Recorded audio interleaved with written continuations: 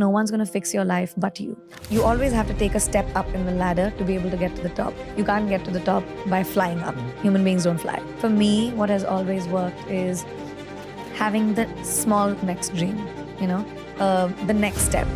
When I was younger, it was very romanticized that you're going for it and just keep going. And, it's like you have to work 24 hours, do 4 movies in one time, 5 shifts, don't sleep, don't eat. And the more a person does that, the more successful you will be. But as I have seen and lived more life, I've realized having a work-life balance is really important. Give yourself a break. It's okay. You just have to do the best you can. Survive, keep your head above water, and slowly you'll see you'll be walking on it. So this romanticization of work has to be tough and work has to be rough, and it's not. Work can be your companion. Work can be creative. Work can be something that gives you joy. And now I've reached a point where that work-life balance for me is most important. I will work on the 6 verticals that I'm working on, my business, my production, my book, my acting, whatever. But when I switch off, I'm with my family, I'm at home, I watch movies, I do whatever I want to do. So then when I come back to work the next day, I have the focus to be able to do even more things. I started working in the States in 2010. And in 2020, after 10 years of working in the industry, I started with music and then pivoted into acting in America. So started in 2010 for context. In 2020, I got my first leading role. How long did it take me? 10 years. So people don't think about how much hard work, how much consistent knocking on doors, how much humility it takes to go to another country and start from scratch.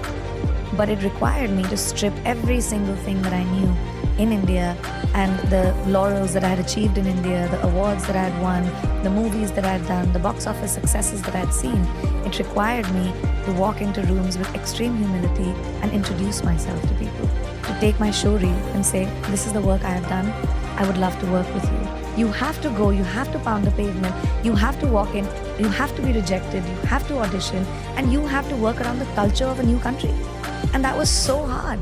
I had to swallow the humility pill, and I was willing to do that hard work. And then, 10 years later, I finally got my leading role in a movie. The tears that it took when you move to a new country with no friends, no family, working with people that don't know you and don't know what you are able to achieve. When I first started doing Quantico, my co-actors did not understand the hoopla around me. They were like, who is this person? Like, why are you, the lead of that was the first time I got a lead role in a television series. And they just couldn't understand why. And it required me to just, be humble and say, I'm okay, this is a new environment. It's easy to go, fishing from your boat, but when you have to go deep sea diving, it's a completely different thing.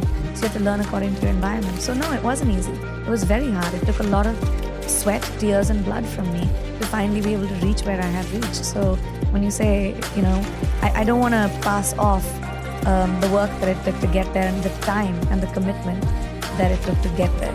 You have to shut off the noise. There are many people that will want to pull you down, but don't focus on that. Focus on the one person that believes in you. Focus on the light, a little sliver of light that you might see, a little bit of inspiration that you might see. And that's the hardest thing to do because you're bogged down by baggage. You're bogged down by shackles of people holding you down. So you have to really push forward. And that's just individual. Do you have that inside of you to fight that fight for yourself? Or are you going to wait for somebody else to do it? That's an individual choice. The point is to be able to walk into a room and not be judgy and say, who are you? What are you doing? You're different. You speak a different language.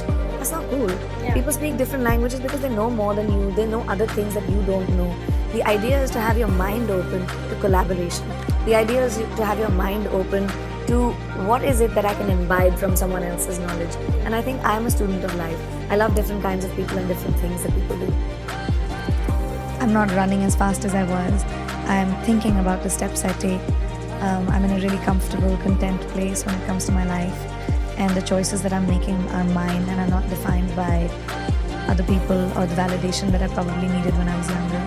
So I think that's made me a little bit more happy and calm. Why am I lucky enough to have the life that I do?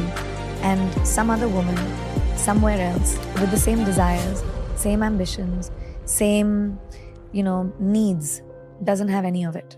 I really think about that a lot. It makes me feel like there must be something I did right. I wake up every day with a sense of gratitude, and I wake up every day with wanting to give back, whether that's with the person that is standing right next to me, or whether that is a life choice that I might make. But giving back, I think, is so crucial when it comes to being grateful. I'm highly grateful for everything that I have. And I do think that maybe I did something right, that I've been blessed with the opportunity of having the life, being born to the parents that I was, being able to have the opportunity of making my own choices, having agency in my own life. If you think about women around the world, so many don't have that. Like, complete choices are made for themselves. But my parents told me, you have to have your opinion. It can be very scary. I mean, this generation of girls is fearless, and there's so many girls that take charge of their own lives, and they say, I'm not going to fit into the cookie cutter mold that probably my mother did or my grandmother had to. And it's so, like, I have goosebumps right now just thinking about it. I meet so many young women who have changed the trajectory of their families because of the choices that they've made. I think my message would be that there's a lot of noise around us and people that tell us to be a certain way. I was talking the other day about someone that when I went to convent school, I had this thing called moral science, a subject called moral science, which taught me how women should be seen, not heard, the lengths of our skirts, how we should sit with our legs. There's so much that has been told to women that to be a good girl, you have to be a certain way. Good girls don't make history. Bold girls make history. Bold people make history. So if you want to be the lead actor of your movie, which is your life, you've got to take choices that might be contrary to what you've heard. And that empowerment may or may not come from your parents, may or may not come from your family or boyfriend or whoever you're around. It comes from you. And that no one can do. If you don't have that encouragement in your home, try to find it in your gut, because no one's going to fix your life but you. I don't know. I don't think about the future. I'm not someone I plan for the future, but I don't think about how far I can go. I mean, who knows what my future holds for me. But what I can think about is my present. And like I said, I like to imbibe from people that I know. The reason I take new steps is because I see someone else doing something new and I'm like, what can I do that'll make me feel how I feel about this person?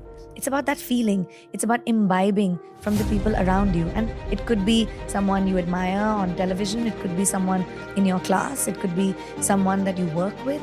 But when you see something that you admire about someone, imbibe it. And I just love the fact that you can have an idea today and monetize it. Why not? You're not just reduced to, I won't say reduced to because I come from a family of doctors and engineers, but at that time, in my parents' generation and the generation before that, it was doctor, engineer, lawyer, military, government job. Like those 5 or 6 things that everyone had to aim for. But today, like, I think my generation of parents are not going to have those boxes for our children, right? You have an idea, let's run with it. I think that innovation is the only way to evolve. And if you're not evolving, you're stagnant, it's boring, bye, you should go to bed. So I think, but for me, that's a little bit of a struggle for me. I juggle a lot of balls, and sometimes I'm just so tired that I don't pay attention to the next thing as much as I would want to. And I check the box sometimes, and it works, and it's okay, because a lot of us do it. We just go to work and do the bare minimum, and I have to remind myself that the bare minimum is not my standard for myself. It always has to be more than that. And you have to remind yourself to take some time. You just have to take some time to whatever you want to do. Go to bed early, have ice cream, just feed your soul. When you feed your soul as a human being, when you're with your family, your friends, you laugh a little, you bring joy, innovation happens. Creativity comes from a place of feeling good with yourself. And I think the most important thing is to feed who you are, and it just does. What is my best opportunity at 18, at 25, at 35, at 60? Who is it that you want to be? So age ain't nothing but a number. That's a real fact. We put too much equity on age. It just doesn't matter. What matters is what you do about your life in the moment right now. Keep the people around you that are your champions. And maybe this is also something I realize when I'm older, but I tell young people this all the time. Do not hang around with poisonous people. Do not keep people around you that are toxic, that mess with your brain. Keep people around you that are genuinely happy for you. Only people that are genuinely happy for you, and if that's 2 people, you're a rich person. I think the meaning of life is having purpose. We're born and we'll die. What you do in between that is your legacy. And if your legacy is, walking with sand between your toes and living in a shack and being happy and meditating, sure, It's an individual choice. Success is very subjective. To each person is their own. My success might be completely not attractive to somebody else's success. The equity that we put on, you're the most successful, one of the most successful people on the planet, whatever, great, that's my version of it. But somebody else's version of it could be completely different. But I really believe that what your purpose in life and what you do between birth and death is what counts. So the pursuit of anything else is just futile.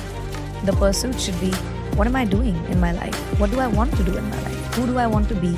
Who do I want to touch? What do I want to create? Do I want to create? Or maybe I don't want to create. And all of it is fine, as long as you're at peace with the choices you make.